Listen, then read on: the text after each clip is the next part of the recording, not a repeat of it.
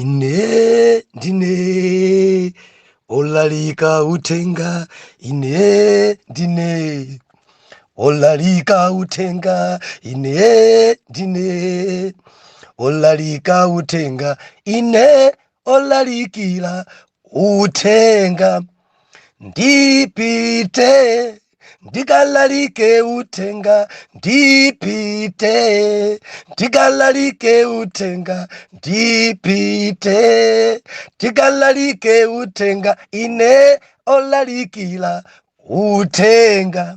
Mulungu andituma ndikalalike utenga, Yawe andituma ndikalalike utenga, Mulungu andituma ndikalalike utenga, ine olalikila utenga, ine ndine olalika utenga, ine ndine olalika utenga, ine ndine olalika utenga, ine olalikira utenga. Ndikulandire nokondedwa omvera konse kumene muli. Heneleke Tchale mtumiki wanu, Yohani mtumwi, believer, lero pa 9 March 2023, sabutopiki, Mulaliki Osutsa Tchimo. Mwana Mulungu pali mino mfu yapa, apa padzadza nditsotsekemera, apa believer pali muvi apa, apa babaya apa. Dziko langa ladzadza ndi ambiri osati olitsutsa koma olilimbikitsa. Ausowa rumiki otsutsa Tchimo, ausowa believer Yohani Mbarizi. Mkulu uyuyu anabadwa pa mission, anali patsogolo pa Khristu, anatumidwa kuti adzakonze khwalala, akonze msewu oyendamo Ambuye. Asanalalikira Yesu, asanabwera Yesu amene adaperekedwa patsogolo kuti yeyo adzambe lalikira, Yohani Mbarizi. Enda ankachitira umboni za Yesu. Haleluya. Mulaliki Osutsa Tchimo, mulaliki ochenjeza, mulaliki amene adaphunzitsa opanda kuphiphiritsa, mulaliki amene adalengeza choona, mulaliki amene adayima poitsutsa dziko, mulaliki amene adatsutsa za miyambo, mulaliki amene adalibe phada. Mbarizi Yohani sadasamale ka mpingo ukula, ka anthu andipanga sapori, ka anthu sandikonda, ka anena chani, koma message ya Yawe ndipereke. Nchosowa ichi. Believer, tiwerenga Mulungu buku lija la Yohani.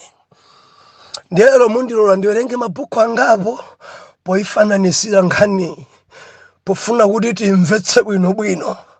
Dzulo timakamba dzotosataya mtima, chifukwa tinamona ife Zakariya, bambo ake wa Yohani Mbarizi, mai ake Elizabeti, kukhala mbanja zaka zochuluka opanda mwana, mimba osapezeka, dziko lidawaseka, nkwapasa mayina ogwa mpapaya, osabala, sadzabala.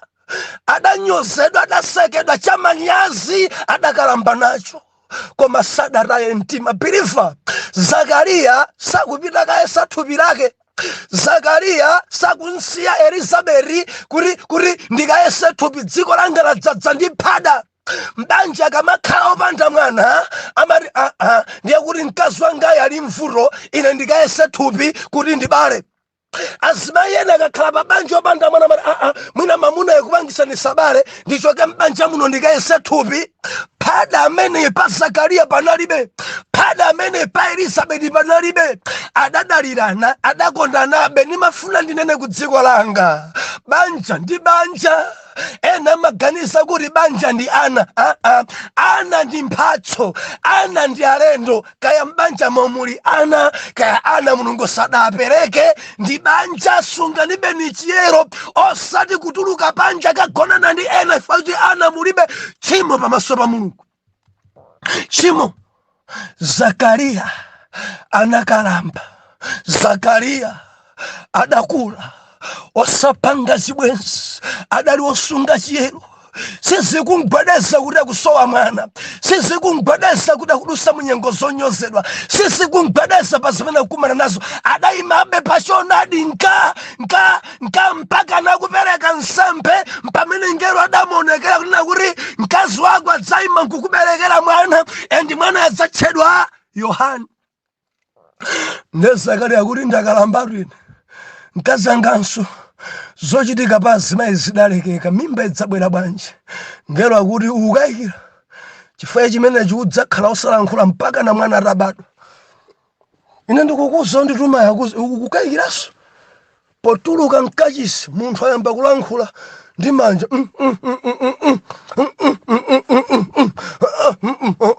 dziko lidadabwa dzarani. Zakariya amanena munthu uyu, amanena uyu, koma Zakariya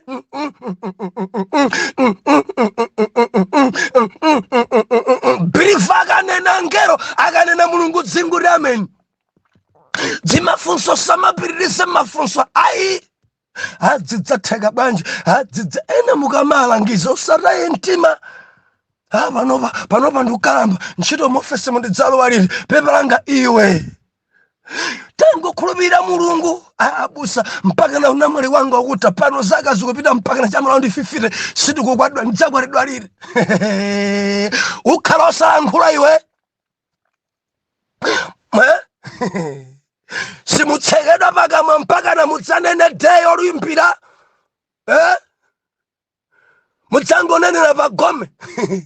Ndikukutenga iwe Mr. Chintengo kukhala mamuna wanga waukwana, muthanzi, mumarenda, muchuma, mukusauka. Ndidzakukonda dziko lidzadabwa ambalankhula komali pagome. Usamakayikire kansalu koyera udzavala. Usamakayikire banja udzamanga. Usamakayikire udzakwatidwa mamuna adzakupeza. Usamakayikire usamachulukeso mafunso ukhala osalankhula ukhala bubu ukhala mpakana atapezeka mamuna.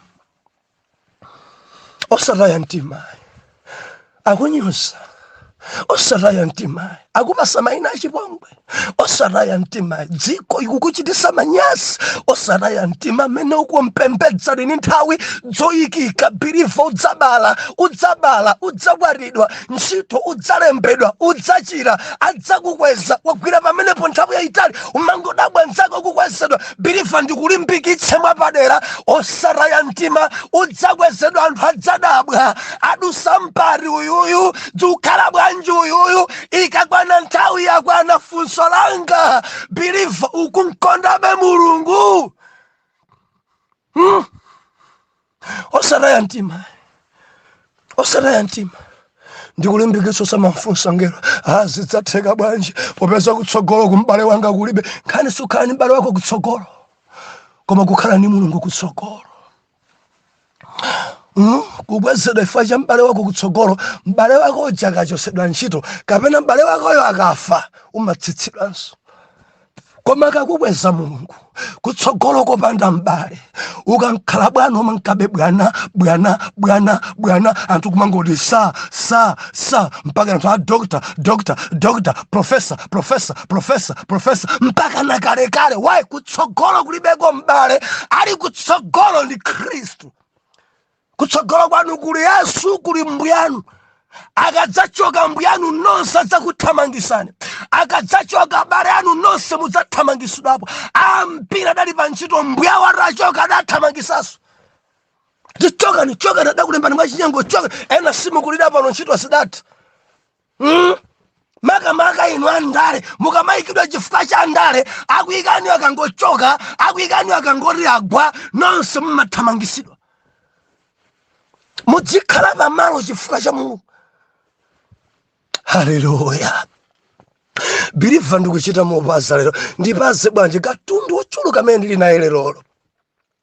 Mulaliki wotsutsa dziko mulaliki wotsutsa tchimo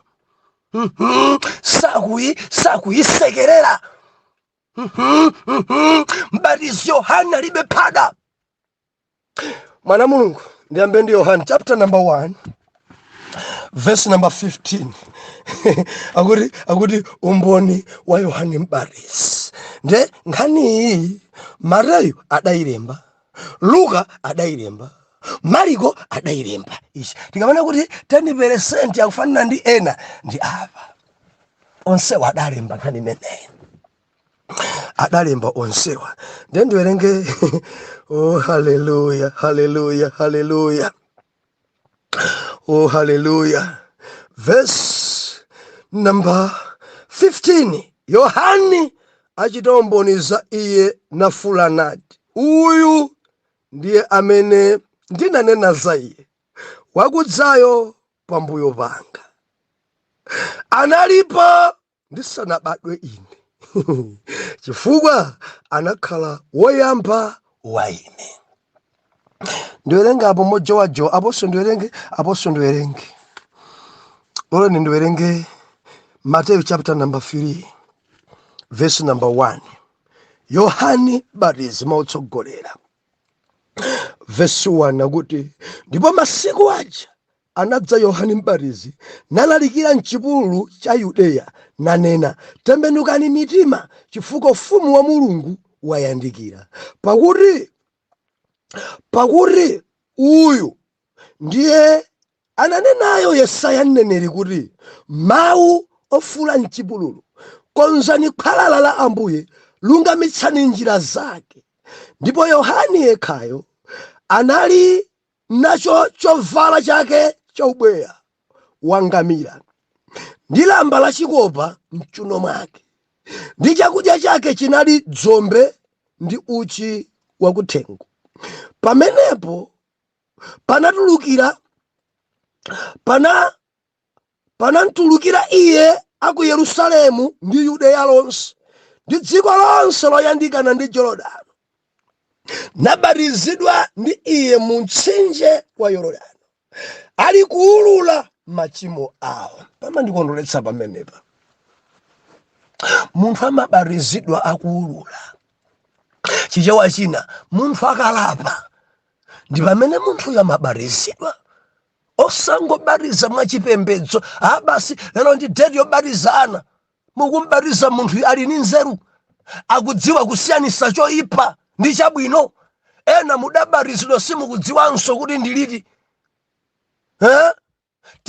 Munthu amabatizidwa tidzibatiza munthu amene ali ndi nzeru, akudziwa chabwino nchoyipa, aulule, alape kaye, akalapa abatizidwe.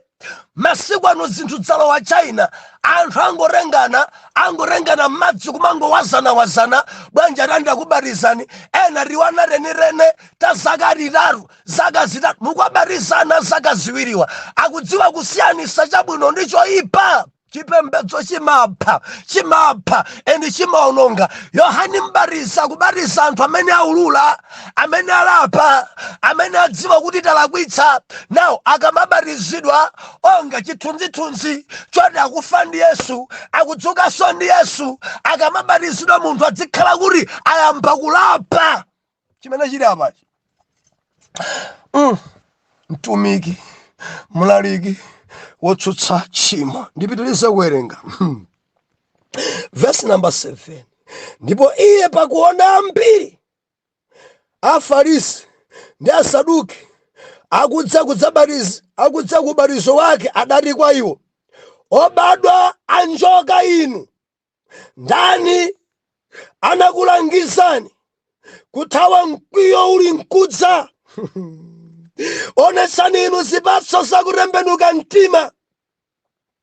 Ndipo ndipo musamayesa kunena mwa inu nokha. Atate wathu tili naye Abrahamu, pakuti ndinena kwa inu kuti mwa miyala iyi Mulungu akhoza kuukitsa Abrahamu ana. Koma Mulaliki uyuyu omvera, Mulaliki uyu akundidalitsa kwambiri. Mulaliki nkhani ina imene tiyifotokozere ndi Mateyu yemweyi kuma chapter number 14. Herode amupha Yohane. Ndimafuna ndineneretu apa mwina nikhoza uyiwala. Mtumiki Yohane mwana wa Zakariya, mbarizi Yohane, adabwera ku dziko kulalikira choonadi, kulalikira poitsutsa dziko, kulalikira kuti chabwino ndi ichi, choyipa ndi icho. Ndi zimenezo zidampeteka kwambiri Herode. Ndeno adamupha Yohane mbarizi, adamangidwa. Yohane mbarizi adaphedwa ndi Herode. Lani ndi fotokoza koma mopasa kwambiri. Kurekulero tikuona utumiki wakeko, utumiki wa Yohane ndi kumwalira kwake. Ndimene tikudzona lero. Biliva arabadwa mtumiki, dzulo timanena kuti adachita ulandira message kuti ameneyi kuyambira asanabadwe mpaka na kumwalira kwake adzakhala wodzozedwa. Now iyeyi sadzamwa kachasu chifukwa odzozedwa ndi Mzimu Woyera saledzera, samwa kachasu. Amene ali ndi Mulungu kachasu sankonda. Amene ali ndi Mulungu zoledzerazi ayi, chifukwa kwachita kulembedwa mwana uyuyu Yohane amene vinyu kachasu ayi, pachifukwa adzakhala wodzozedwa kuyambira ali m'mimba mpaka na kubadwa kwake, mpaka na utumiki wake, mpaka na kumwalira adzakhala wodzozedwa. Mzimu Woyera udzamtsogolera. Chifukwa cha ichi kachasu sadzamwa. Muli bwanji nonse amene mumapemphera mukumwa? Mudzafa kusoweka kwa Mzimu Woyera. Fika Mzimu Woyera amakutsutsa kuti izi usamwe, izi udzimwa. Mzimu Woyera amatsutsa.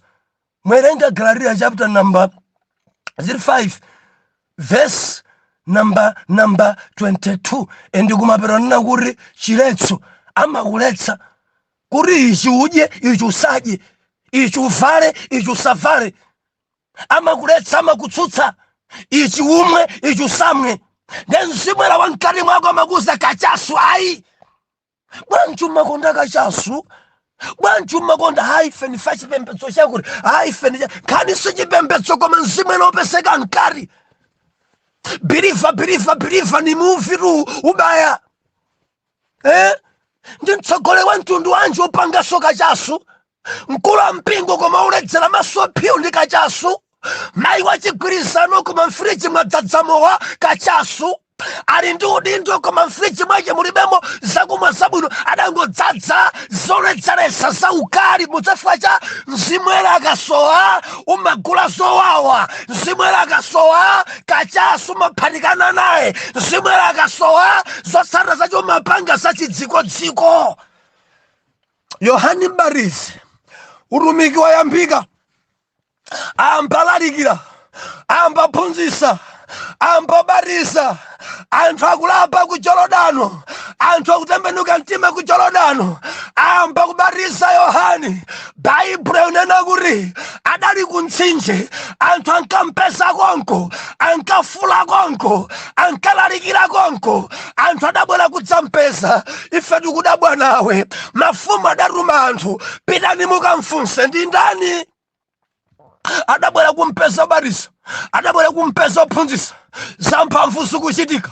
Baibulo inena kuti atatumidwa anthu ochokera kwa Afarisi adamkwitsinga funso, ndinu ndani? Ndinu mneneri uri? Ndinu Eliya? Ndinu Khristu? Taruzani. Mbatizi akunena kuti sindine mneneri Eliya, adakana yekha. Haleluya. Akukana sindine. sindine Yesu Kristu. Ndi anthu achada mkwizika mafunso, siwe Eliya, siwe Mkristu, makamaka iwe ndiwe ndani? Kuti ndikapereka ripoti kwa amene atitumawo, iwe ndiwe ndani? Ne Yohana kwasana kuti pitani mukawuze kuti ine ndine ujofula mchipululu. Ine ndi Mulaliki. Akati wofula ngolengesa, ine ndi Mulaliki. Wachenjeza okonza njira yoyenda Khristu. Pakati pangapa payimirira wina simukumona. Ine ndikukubatizani ndi madzi, koma wina kudza patsogolo panga adzakubatizani ndiyo ndi Mzimu Woyera ndi moto. Kurekwa ima apa simukumona. Iyeyo anditsogoza ine, akubwera pambuyo pangapa ndi munthu wamkulu. Sindingathe kumaswala mbala nsapato yake, ndi bwana wanga ndi madala akubwera. Ine ndangotsogola ndi kubatiza ndi madziwa, iye akadzabwera adzabatiza ndi Mzimu Woyera komanso moto. Kawuze ndi choncho kutumani. Haleluya. Ndati kunkabwera anthu ambiri, kubatizidwa, kubatizidwa komanso kulapa. Mudalapa inu? Iniyo mudalapa, kubatizidwa komanso kulapa, kubatizidwa komanso kulapa. Nde malemba anena kuti wachokera ku Yudeya, wachokera ku Yerusalemu, wazungulira Jorodani, anthu adadzadza ku mtsinje, anthu adabwera ambiri. Ndiye Yohani Zakariya mbatizi aunena kuti ana njoka inu. Mulaliki Osutsa Tchimo amwene. Ana njoka, obadwa njoka inu. Akulangizani ndani kuti muthawe mkwiyo umene ukubwera? Kuti piliva mukimva message, anthu akubwera ku utumiki wake. Masiku ane kuti akubwera ku ministry yake, anthu adzadza akhala m'mipando.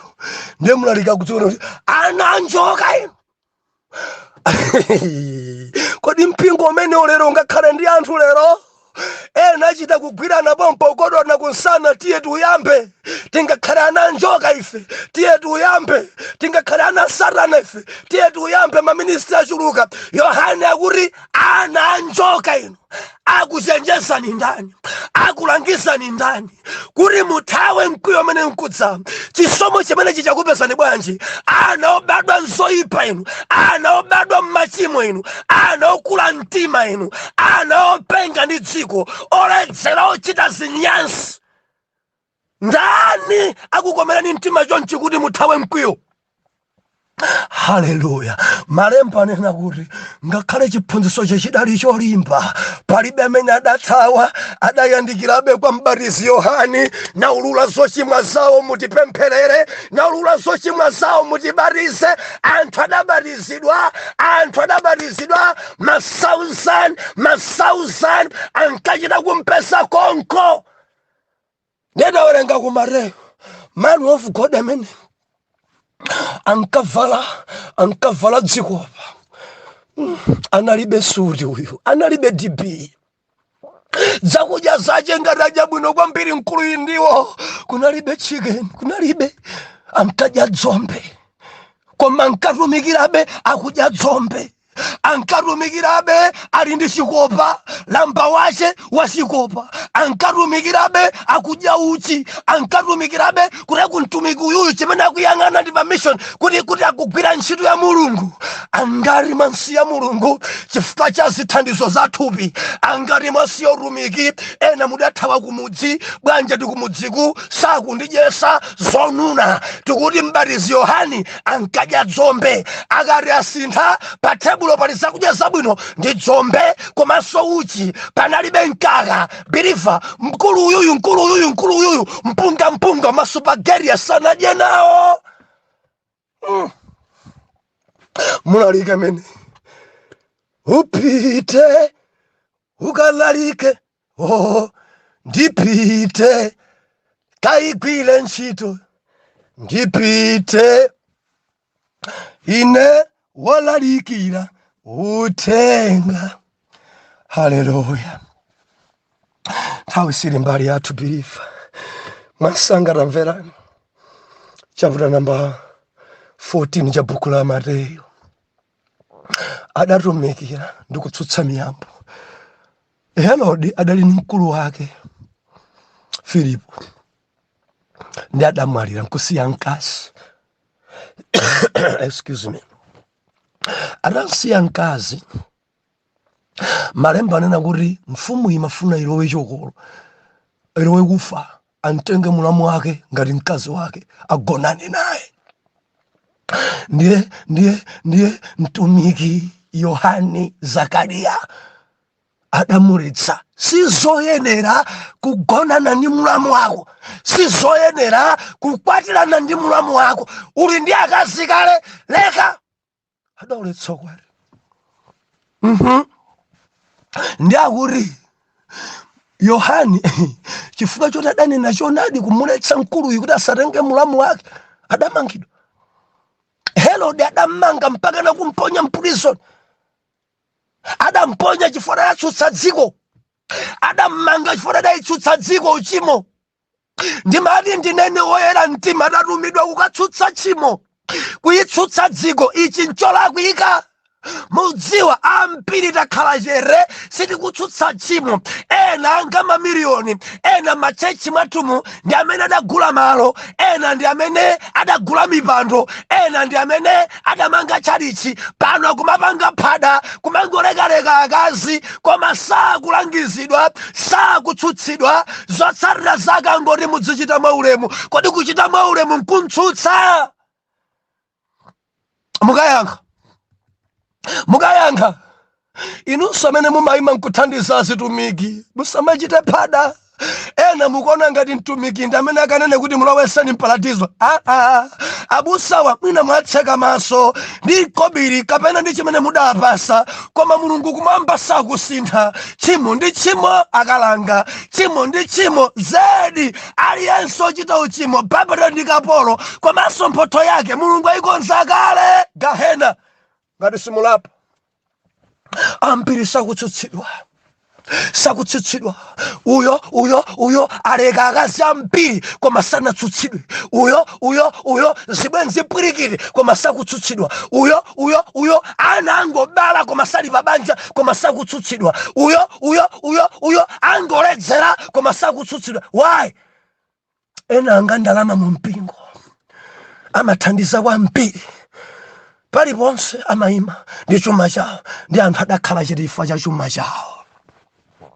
Ndimati ndilizikwererana Mulungu. Tatumidwa tikayitsutse dziko, titsutse chinyengo, tizitsutse za miyambo. Yohane adari kulowa chokolo, ayi. Yohane adari kurenga mulamu wako, ayi. Yohane adari phada potumikira, ayi. Lungamitsani njira za Ambuye, lapani, tembenukani, onetserani chipatso cha kutembenuka mtima. Tikamati awa ni mabilivawa, adzaonesa cha ubiliva. Tikamati awa ndi azitumiki, adzaonesa cha utumiki. Tikamati mayi wa chigwirizano, adzaonesa kuti zedi asunga chiyero. Yohane chitajenjeza, onetsani chipatso cha kutembenuka mtima. Sakusamala kaya suti sandigulira, sakusamala kaya chakhumi sandipasa, sakusamala Yohane, sakusamala kaya lenti sandilipirira, sakusamala kaya madata saperekaso, sakusamala. Tchimo ndi tchimo.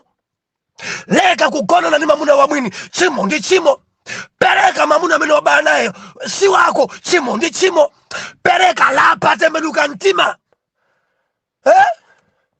Ena muli ndi akazi abale anu chokolo, kazani mudamulenga nditenga mkazi wa blasa, nditenga mkazi wa blasa, chinzimu chakwa gahena.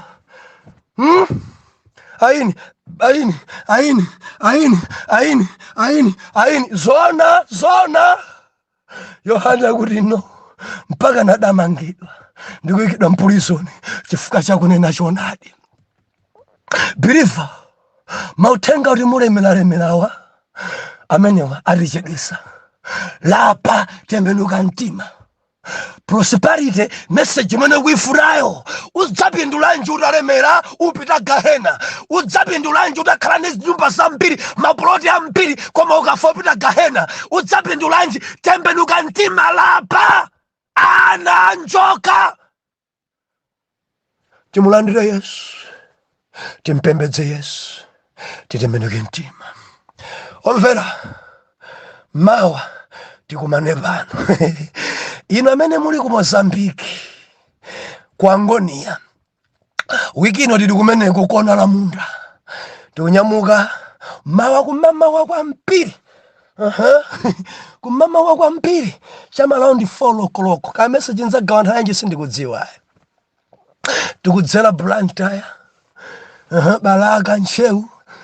Dedza, tikafika pa Dedza. Uyo mpaka na pa boda Mozambiki Malawi nkulowa pa Angonia penipeni paja. Inu amene muli kutete tabwerani Friday, Saturday, Sunday tili pamenepo pa Angonia, kandi district boma la Mozambiki, kandi pa trading ine sindikudziwa, koma pa Angonia banji tikumane pamenepo. Atate zikomo matilangisa. Tchimo ndi tchimo, endi tchimo sitingathe kuiyeretsa. Cholakwa ncholakika. Mthandizeni m'bale wanga yadziwe kuti ichi chimene akuchitachi mumadana nacho. Zikomo ife matilangisa. Lola ndikhale ife ngati m'batizi Yohane onena komanso kuitsutsa dziko mwa Yesu Khristu oyera mtima tiyankhe kuti amen and amen.